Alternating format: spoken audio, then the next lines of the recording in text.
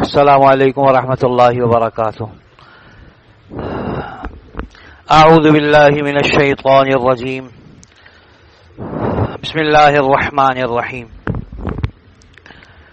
واعبدوا اللہ ولا تشرکوا به شیئا وبالوالدین احسانا وبذی القربى والیتامى والمساکین والجار ذی القربى والجار الجنب والصاحب بالجنب وابن السبيل وما ملكت أيمانكم إن الله لا يحب من كان مختالا فخورا الذين يبخلون ويأمرون الناس بالبخل ويكتمون ما آتاهم الله من فضله وأعتدنا للكافرين عذابا مهينا والذين ينفقون أموالهم رئاء الناس ولا يؤمنون بالله ولا باليوم الآخر ومن يكن الشيطان له قرينا فساء قرينا وماذا عليهم لو آمنوا بالله واليوم الآخر وأنفقوا مما رزقهم الله وكان الله بهم عليما إن الله لا يظلم مثقال ذرة وإن تك حسنة يضاعفها وَيُؤْتِ مِن لَّدُنْهُ أَجْرًا عَظِيمًا. صدق اللہ العظیم. یہ سورہ نساء کی آیات ہیں اور حقوق کی ادائیگی کا تذکرہ چل رہا ہے. رشتہ داروں کے حقوق، میاں بیوی کے حقوق، یتامہ مساکین کے حقوق، جن کی میراث تمہارے ذمہ ہے، ان کے حقوق. کئی حقوق اس صورت کے اندر شروع سے حقوق ہی کا بیان ہے. ان آیتوں میں اللہ تبارک و تعالی حکیم ذات ہے، حکم دیتے ہیں اور اس حکم پر بآسانی عمل کیسے ہو سکتا ہے اس کا طریقہ بتاتے ہیں کہ دیکھو اگر تم میں فلاں چیز پائی جائے گی نا، پھر سارے احکام پورا کرنا تمہارے لیے آسان ہو جائیں گے.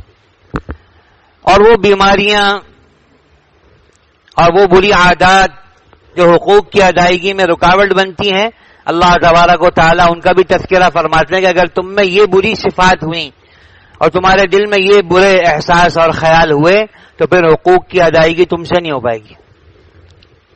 تو جہاں اللہ تبارک و تعالیٰ کسی حکم کا تذکرہ فرماتے ہیں خصوصیت سے حقوق العباد، لوگوں کے حق، تو وہاں اللہ تبارک و تعالیٰ ایک منظر یوں قائم فرماتے ہیں کہ اگر تم میں یہ صفت پائی جائے گی نا تو حقوق کی ادائیگی تمہارے لیے آسان ہو جائے گی. اور اگر یہ صفات نہ ہوئی بلکہ اس کی جو ضد ہے، یہ بری عادتیں تم میں پائی گئیں، پھر حقوق کی ادائیگی تمہارے لیے مشکل ہو جائے گی. تو آدمی اپنے اوپر اس لائن سے محنت کرے کہ وہ صفات جو اللہ تبارک و تعالیٰ ہمیں بتاتے ہیں کہ اگر یہ صفات تم میں آ جائیں تو تم سارے حقوق کو ادا کر سکتے ہو، ان صفات کو اپنے اندر لانے کی محنت کی جائے. یہ قرآن کریم کا ہم سے مطالبہ ہے. اللہ کی کتاب ہے، اللہ کی ذات عالی مجھ سے آپ سے مخاطب ہوتی ہے قرآن کریم کے اندر، اور اللہ تبارک و تعالی ہمارے بنانے والے ہیں، وہ جانتے ہیں حق کی ادائیگی کس کے لیے آسان ہو جائے گی، اس لیے وہ طریقہ بتا دیتے ہیں. اور یہ بات ذہن میں رہے، ہمیشہ آپ سے عرض کرتا رہا کہ بھئی آدمی دنیا میں حقوق کی ادائیگی کے لیے ہی آیا ہے. حقوق کی ادائیگی کے ساتھ مزے بھی مل جائیں، راحت بھی مل جائے، الحمدللہ بہت اچھی بات ہے. اللہ کی ذات قادر ہے دنیا کے اندر بھی وہ مزے ہمیں کرا دے جو اللہ تبارک و تعالی اپنے فضل سے جنت میں کراتا ہے، اس کی جھلک دنیا میں بھی دے دے، اس سے کوئی بعید نہیں ہے. یہ کوئی ضروری نہیں ہے کہ دنیا میں ہمیشہ آزمائشیں آئیں گی. ہم تو حضور اکرم صلی اللہ علیہ وسلم کا سکھایا ہوا اپنے آپ سے بھی کہتے ہیں، ساری دنیا سے کہتے ہیں کہ اللہ سے اپنے تک پہنچنے کا وہ رستہ مانگو بھائی، من غیر تعب، جس میں بالکل تھکاوٹ نہ ہوتی ہو، ولا نصب، کوئی مشقت نہ آتی ہو، ایسے اللہ تک پہنچنے کا راستہ اللہ دے دے. اللہ کے لیے کوئی بعید تھوڑی ہے. ہاں حقوق کی ادائیگی کے دوران کوئی پریشانی آ جائے کوئی بات نہیں، کبھی آپ کے اپنے مزے اپنی راحت پر کوئی اثر پڑ جائے کوئی بات نہیں. آدمی اپنے سامنے آخرت کو رکھے گا کہ یہاں میں حق کو ادا کر لوں گا، وہاں انشاءاللہ مزے ہی مزے ہوں گے، وہاں کسی کا کوئی حق نہیں ہوگا. تو کہا کہ دیکھو حقوق عموماً وہ ادا کرتے ہیں جن کا اللہ کی توحید پر پورا ایمان ہوتا ہے. کہ اللہ تبارک و تعالیٰ کا حق سب سے زیادہ ہے، وہ جو کہے گا اس کی بات مانی جائے گی. ہماری سمجھ میں آتی ہے نہیں آتی، ہماری طبیعت پر بوجھ ہوتا ہے نہیں ہوتا، اس کا کہنا ماننا ہے. اور حقوق کی ادائیگی وہ کرے گا بھائی جس کے سامنے حضور اکرم صلی اللہ علیہ وسلم کی ذات پر اس کی اعتماد پورا ہوگا. کہ آپ علیہ الصلوۃ والسلام نے احکام بتائے ہیں، ان کی فضیلتیں بتائی ہیں، نہ کرنے پر وعید ارشاد فرمائی ہیں. جس کا آپ علیہ الصلوۃ والسلام کی ذات پر کامل بھروسہ ہوگا، ہر چیز کے وقت حضور اکرم صلی اللہ علیہ وسلم کا ارشاد اس کے سامنے آ جائے گا کہ اللہ کے رسول صلی اللہ علیہ وسلم نے فلاں عمل کی یہ فضیلت بتائی ہے، میں کر لیتا ہوں. اور اگر میں اس میں کوتاہی کروں گا تو اللہ کے رسول صلی اللہ علیہ وسلم نے یہ وعید ارشاد فرمائی ہے میں ہلاک ہو جاؤں گا، لہذا میں کوتاہی سے اپنے آپ کو بچاتا ہوں. اور کہا کہ ان حقوق کی ادائیگی وہ کرے گا بھائی جس کا آخرت پر ایمان پختہ ہوگا، جس کو اس بات کا یقین ہوگا کہ اللہ کے سامنے پیشی ہونی. قرآن کریم نے اس منظر کو بیان کیا کہ یا لیتنی کنت ترابا. اللہ میاں جانوروں کو پیدا کریں گے قیامت کے دن، جانوروں کو کہ بھائی دیکھو دنیا میں تو تم پر کسی جانور نے دوسرے جانور پہ ظلم کر دیا. اس کو مثال سے سمجھایا کہ سینگ والی بکری نے بغیر سینگ والی بکری کو سینگ مار دیا، ختم ہو گئی بات، دنیا تھی گزر گئی، مر گئے. وہ مکلف بھی نہیں تھے کسی چیز کے، اللہ کیا ان کو اٹھایا جائے گا اور بے سینگ والی بکری کو سینگ دی جائے گی کہ چل بھائی اپنا بدلہ لے لے اور مار لے سینگ والی بکری کو. اور جب یہ مار لے گی اس کے بعد کہا جائے گا چلو مٹی ہو جاؤ تمہارے لیے جنت جہنم تو ہے نہیں، جاؤ فارغ تم. لیکن بدلہ ان کو بھی دلایا گیا اور پھر فارغ کیا گیا. تو اب آپ سوچو بھائی، ہم انسان جن کے لیے اللہ نے جنت جہنم طے کر رکھی ہے اور اللہ نے اپنے ذمے لیا ہے کہ انصاف کروں گا بھائی، انصاف کروں گا. دنیا میں کسی پر ظلم ہو جائے اللہ تبارک و تعالیٰ اس سے فرماتے لانصرنک، میں تیری مدد کروں گا، ولو بعد حین، کچھ وقت لگے گا لیکن تیری مدد کروں گا بھائی، اور ظالم کا ستیہ ناش کروں گا، چاہے دنیا میں ہو چاہے آخرت میں. تو پھر ہم ان ساری چیزوں کو اپنے سامنے رکھتے ہوئے سوچیں کہ جب ایک ایک چیز کا اللہ کیا حساب دینا ہے تو ہم کھڑے کہاں ہیں اور کیا ہوگا ہمارے ساتھ. ٹھیک ہے. اچھا، اور کہ دوسروں کے حقوق میں کوتاہی کون کرتا ہے کہ جس میں تکبر ہوتا ہے، جو اپنے آپ کو کچھ سمجھتا ہے. اور پھر تکبر آ جائے گا اسی کے اندر، انہی آیات میں کہ تکبر ہے کیا، جس میں اتنی وعید ہیں. اللہ کے رسول صلی اللہ علیہ وسلم نے ارشاد فرمائی کہ اتنا سا، یہ دیکھو اتنا سا رائی کے دانے کے برابر بھی اگر کسی کے دل میں ہے جنت میں نہیں جائے گا بھائی. اچھا، اور حقوق کی ادائیگی میں رکاوٹ کیا بنتی ہے کہ بخل. جس کے دل میں بخل ہے نا یہ حقوق کی ادائیگی نہیں کر سکتا، تو فوراً سوچے گا یار یہ دینے تو اتنے کم ہو جائیں گے اپنے پیسوں میں سے. اور کہ حقوق کی ادائیگی کون نہیں کرتا کہ جس میں ریا ہوتی ہے، ریا، دکھلاوا جہاں ہے وہاں تو خرچ کرے گا، جہاں دکھلاوا نہیں ہے خالص اللہ ہی اللہ ہے وہاں خرچ کرتے ہوئے اس کو موت پڑے گی. تو کہا یہ ہیں وہ بری صفات جن کی وجہ سے حقوق کی ادائیگی نہیں ہو پاتی، اور یہ ہیں وہ بنیادی چیزیں جو حقوق کی ادائیگی میں معاون بنتی ہیں. اے لوگوں، حقوق تو تمہیں ادا کرنے ہیں، تمہیں پیدا ہی اس لیے کیا ہے. اب اگر تم چاہتے ہو کہ تمہاری زندگی میں حقوق کی ادائیگی کا مزاج پیدا ہو جائے اور تم لوگوں کے حقوق، اللہ کے حقوق، اللہ کے رسول صلی اللہ علیہ وسلم کے حقوق ادا کرنے لگو تو ان صفات پر محنت کرو. اور یہ جو گندگیاں ہم نے تمہیں بتائی نا، اگر تمہارے اندر یہ گندگیاں پائی جاتی ہیں اللہ سے مانگو، ان کو نکالو. اور عادت اللہ یہ ہے، اللہ کی عادت یہ ہے کہ یہ بری صفات آدمی کے پاس جبھی نکلتی ہیں جب آدمی اپنا آپ کسی کے حوالے کرتا ہے. اس کو اللہ کی طرف سے ایک فہم اور فراست ہوتی ہے، اور چونکہ فیض اللہ کی ذات عالی سے ہی جاری ہو رہا ہوتا ہے، جس کے حوالے کیا جاتا ہے اگر وہ مخلص ہوتا ہے تو اللہ تبارک و تعالیٰ اپنے فیض کے رستے کھولتے ہیں اور اس آدمی کو سکھاتے ہیں کہ جی اس آدمی میں یہ بیماری ہے اور اس کا یہ طریقہ علاج ہے جس سے یہ بیماری اس کی دور ہو جائے گی. بعض اوقات ایسا ہوتا ہے نا، ایک آدمی بیمار ہوتا ہے، اسے خود نہیں معلوم ہوتا میری بیماری کیا ہے، اور ڈاکٹر کے پاس جاتا ہے، ڈاکٹر صاحب سمجھ میں نہیں آ رہا، بس طبیعت پریشان سی رہتی ہے. ڈاکٹر جو سمجھدار ہوتا ہے وہ فلاں فلاں کو اس کے ٹیسٹ کراتا ہے اور اس کے بعد اس کی بیماری تک پہنچتا ہے. جی آپ کی بیماری یہ ہے، آپ کو پتہ نہیں چل رہا. ہم فن کے جاننے والے لوگ ہیں، ہمیں معلوم ہے آپ کی بیماری ہے. اب اگر یہ آدمی اپنا آپ اس ڈاکٹر کے حوالے کرتا ہے، ڈاکٹر کے بتائے ہوئے ٹیسٹ کرتا ہے، اس کی بتائی ہوئی دوائیاں کھاتا ہے، اس کی بتائی ہوئی احتیاطیں کرتا ہے، ٹھیک ہو جاتا ہے سارا اس کا معاملہ اللہ کی طرف سے. ایسا یہ مسئلہ ہے. ہمارے حضرت مولانا اشرف علی صاحب تھانوی نور اللہ مرقدہ فرمایا کرتے تھے کہ تصوف یہ بھائی فرض عین ہے. فرض عین کیسے کہ آدمی کے اندر جو رذائل ہیں، گندگیاں ہیں، ان سے اپنے آپ کو دور کرنا ہر آدمی کے ذمہ ہے اور اس کے لیے اپنا آپ کسی کے حوالے کرنا پڑتا ہے. اور حضرت ہی نے فرمایا کہ ہم بیعت کرنا ضروری نہیں کہتے کہ بیعت ہی کرو تم کسی سے، نہیں. ہاں دو چیزوں کا تمہیں پابند کرتے ہیں. وہ کیا؟ کسی ایک اللہ والے سے اپنا ایسا تعلق قائم کر لو کہ تم پر کوئی بھی حال آ جائے اس کو اطلاع کر دو کہ جی آج کل میں اس حال سے گزر رہا ہوں. اطلاع. اور پھر وہ جو تمہیں بتائے ویسا کرتے جاؤ، اس کو اتباع کہتے ہیں. اطلاع اتباع. تم پر جو حال آئے اس کی اطلاع کر دو، پھر جو وہ نسخہ تجویز کر دیں اس کی پیروی کر لو، تم ٹھیک ہو جاؤ گے. ٹھیک ہو جاؤ گے تم.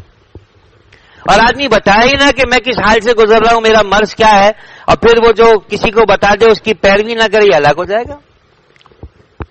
تو اصل تو اپنے اندر سے بھائی ان گندگیوں کو دور کرنا ہے. اللہ حضور اکرم صلی اللہ علیہ وسلم کی برکت سے حضرات صحابہ کرام کی جو بری صفات تھی نا، آپ علیہ الصلوۃ والسلام کی بس ایک نظر سے سب ختم ہو گیا. آپ علیہ الصلوۃ والسلام کا فیض صحبت ایسا قوی تھا، ختم ہو گیا.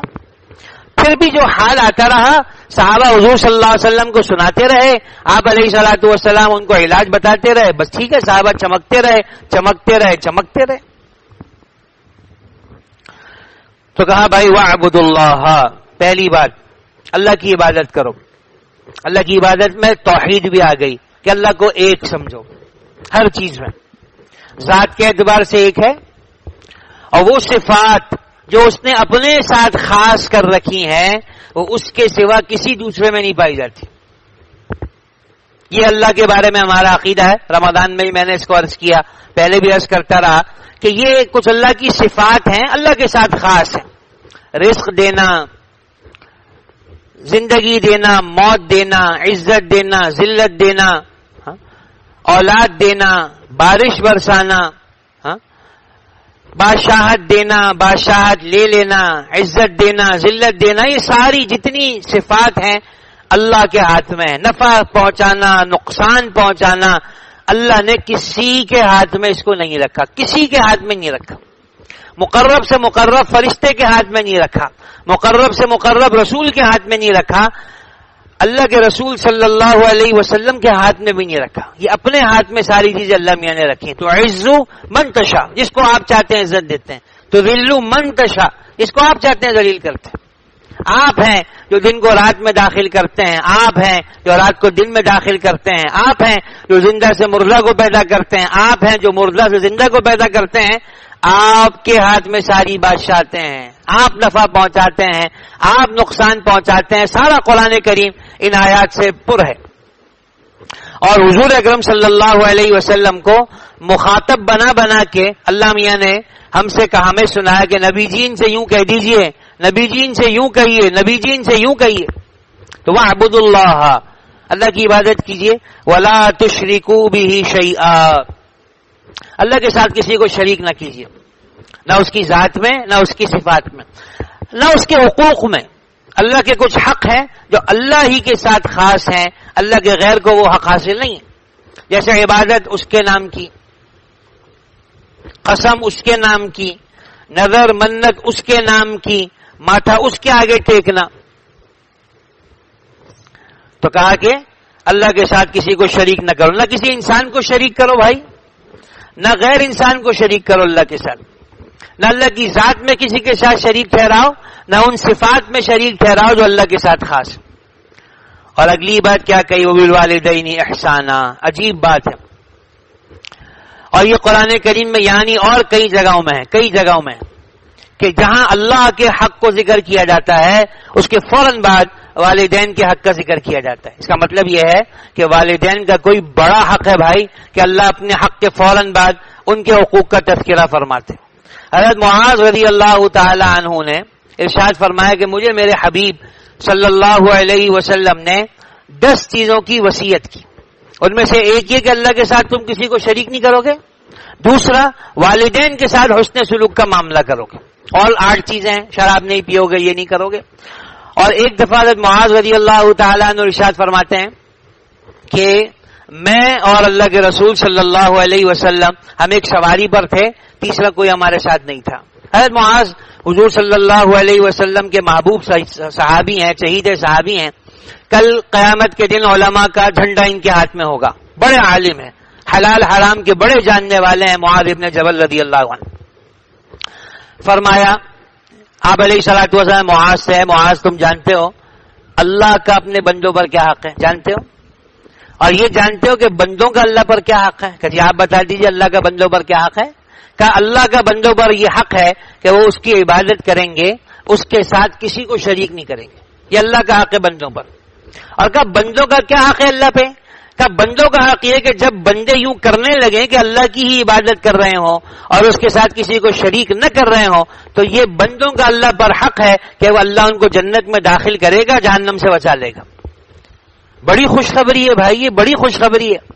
حضرت معاذ رضی اللہ عنہ نے کہا اللہ کے رسول میں لوگوں کو بتانا تو یہ بات کہ اتنا آسان ہے جنت میں جانا, بس اللہ کی عبادت کرنی ہے اور شرک سے اپنے آپ کو بچانا کا. نہیں بتاؤ نہیں, ان کو کرنے دو, کام کرنے دو, عمل کرنے دو, عمل میں لگے رہیں, ورنہ سہولت میں آ جائیں گے. بہت آسان ہے.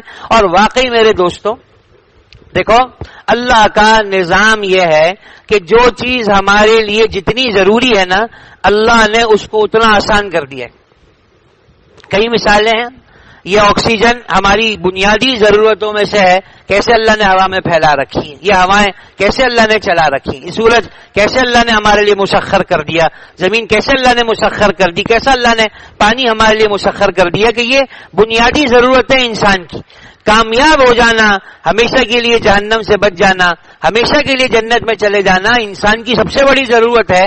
اللہ نے اس کو بہت آسان کر دیا. بھائی اللہ کی موٹی موٹی اطاعت کر لو بھائی, باقی اس کی اطاعت کا حق یہ تو کسی سے بھی ادا نہیں ہو سکتا.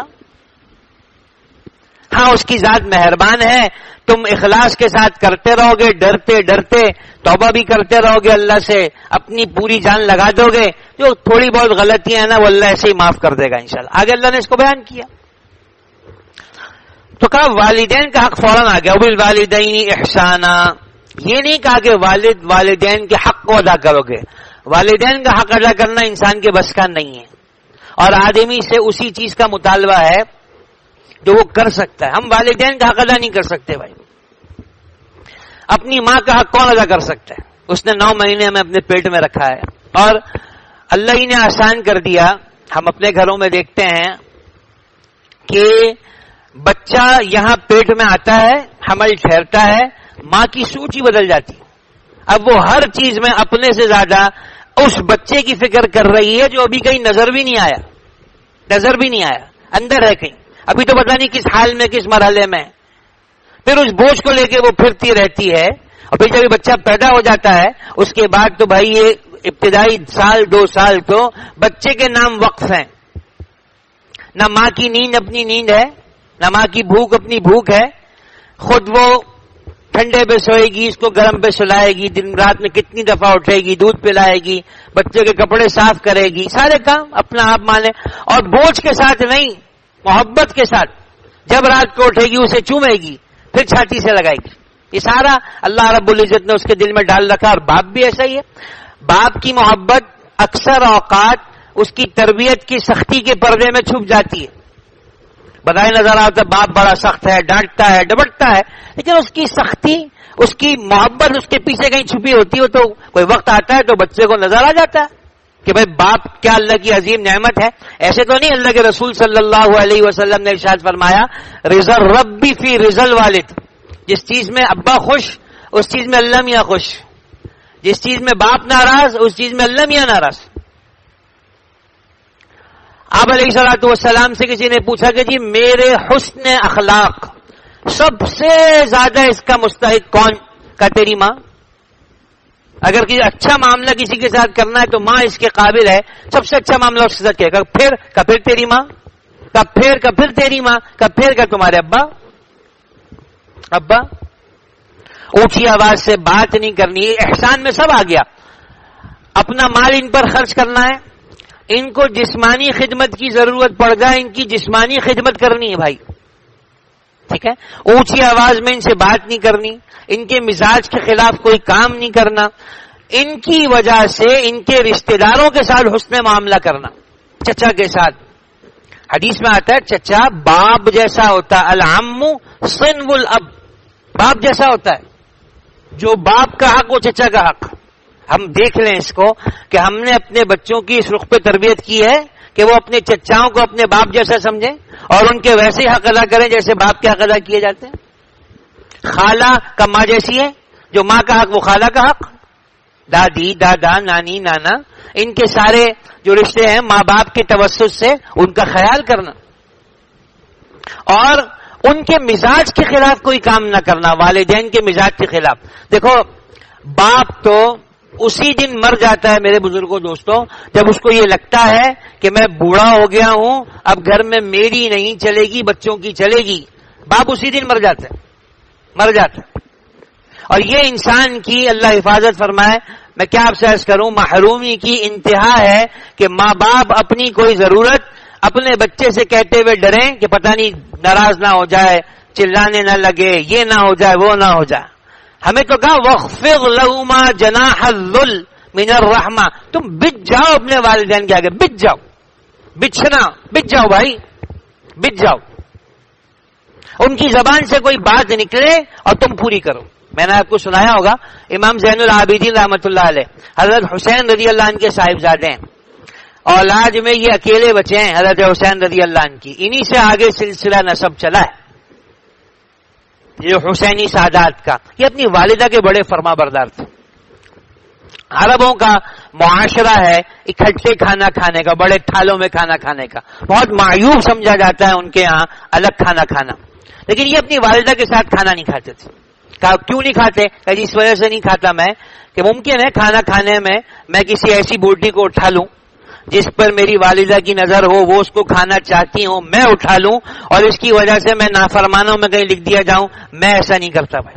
ایک خادمہ رکھی کہ دیکھ میری والدہ جب مجھ سے کوئی بات کہیں گی نا، میں اماں سے دوبارہ نہیں پوچھوں گا کہ آپ نے کیا کہا ہے، میں تو فوراً اطاعت کے لیے کھڑا ہو جاؤں گا. تو سن لے اچھی طریقے سے، اگر میرے سننے میں کوئی کمی رہ جائے گی میں تجھ سے پوچھوں گا، اماں سے دوبارہ نہیں پوچھوں گا آپ نے کیا کہا ہے. سمجھ رہے نا؟ تو بھائی جو ہو سکے نا وہ ہمیں ہمارے والدین کے لیے کرنا چاہیے. اور جن کے والدین کا انتقال ہو گیا اور زندگی میں کوئی کمی کر گئے، رستے کھلیں. حدیث میں آتا ہے زندگی میں والدین کی پوری فرما برداری نہیں کر سکے، انتقال ہو گیا، کا آدمی ان کے لیے ایصال ثواب کرتا رہے، صدقات کرتا رہے، دعائیں کرتا رہے یہاں تک کہ اللہ کے ہاں فرما بردار لکھ دیا جاتا ہے. تو رستے بند نہیں ہوئے. جن کے والدین دنیا سے چلے گئے وہ ایصال ثواب کا معمول بنائیں، اور جن کے والدین زندہ ہیں بھائی وہ کہیں پاؤں میں بیٹھنا شروع کریں اپنے اماں ابا کے ساتھ، ان کی خدمت کریں. تو کہا بالوالدین احسانا. اور جو ہمارے نوجوان بچے ہیں نا، میں ان سے گزارش کروں، چھٹیاں ہیں، اس چھٹی کا ایک بہت بڑا مصرف یہ ہے کہ اب اپنے والدین کے ساتھ بھائی بیٹھنا شروع کرو. دوستوں میں بھی جاؤ، کھیلو کودو بھی، لیکن اپنے والدین کے ساتھ بیٹھو، اپنی اماں کے ساتھ بیٹھو، گپ شپ کرو ان کے ساتھ بیٹھ کے، ابا کے پاس آ کے بیٹھو. اور خصوصی سے جن کے ماں باپ بوڑھے ہو گئے ہیں ان کو صرف توجہ چاہیے ہوتی ہے، اپنا معمول بنا ان کے پاس بیٹھنا اور جو ہو سکتا ہے وہ کریں. بس اللہ حفاظت فرمائے. وبالوالدین احسانا، تو کہا کہ والدین کے ساتھ احسان کا معاملہ کرو. اللہ مجھے آپ کو عمل کی توفیق نصیب فرمائے. مجھے 1-2 منٹ کی بات کرنی ہے، پھر دعا کرتے ہیں انشاءاللہ. دیکھو بھائی صورتحال یہ ہے کہ